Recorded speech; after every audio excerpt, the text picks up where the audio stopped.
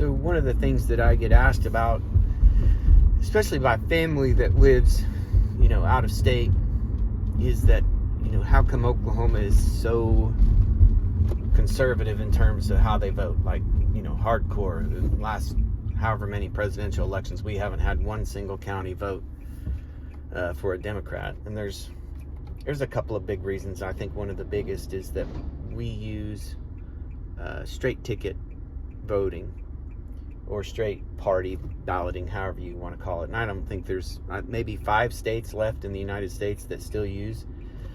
But what that means is that on your ballot, typically somewhere, I think near the top, there will be an option where you can check a box or, fill in your ballot for all political positions for one party or the other. So you can mark the one for Republican, or you can mark the one for Democrat, and then you don't have to mark anything else on your ballot for political races. Now, you still do for state questions and things like that, or even nonpartisan elections. So like if it's a sheriff's election, then you wouldn't be able to vote straight ticket because they don't associate themselves supposedly by political party.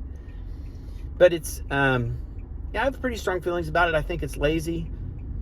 I think that you can end up with really, really, really bad people in positions of power.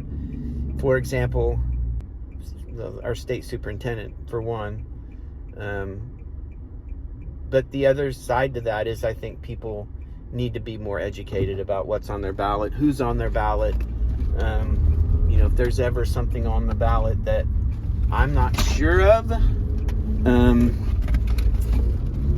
then I don't cast a vote for it or for the person or whatever it is. I'm not going to hopefully make something that's maybe bad or make it worse. So I don't use straight ticket. I vote, by the office, or by the, whatever it is that I'm voting on. I'm going to mark each individual item on my ballot, which I wish a lot more people would do. You can end up with somebody like a Janet Barisi, or our current superintendent of public and schools instruction. I mean, that's just, I think that's one big reason. I think the other, and that, I think they kind of go hand in hand, but we also use what's called a closed primary system instead of an open primary system. So in the primaries, on the Democratic side, you have to be either a registered Democrat, or you can be registered as an independent to vote in the Democratic primary. In the Republicans, you have to be Republican. You can't be independent and vote in the Republican primaries. But what we're starting to see, and it's continuing to get worse, is that you have a number of, especially state legislators,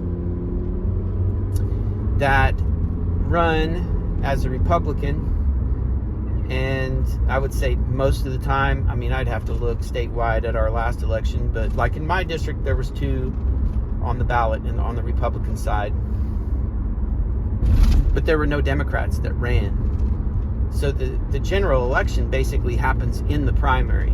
So if you were a Democrat and you obviously couldn't vote in the primary, you had absolutely zero say in the outcome of who represents you, unless you decided to change your political affiliation within a certain amount of time before the primary election.